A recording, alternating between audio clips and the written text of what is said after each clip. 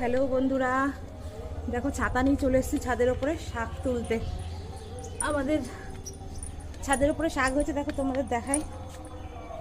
দেখো ছাদের ওপর চলে এসেছি, দেখো আমাদের গাছে কলমির শাক ছাদের ওপরে লাগিয়েছি। এই কলমির শাকগুলোকে এখন আমি এই যে তুলে নিচ্ছি।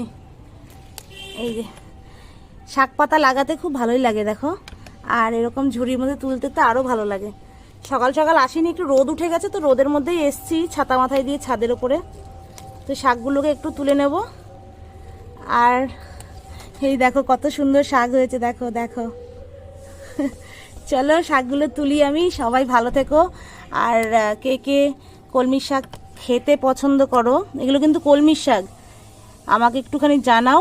আর কার কার বাড়িতে ছাদের ওপরে এরকম গাছ লাগানো আছে বলবে সেটা আমাকে। হ্যাঁ, আমি আরও সব শাক লাগিয়েছি ছাদের ওপরে।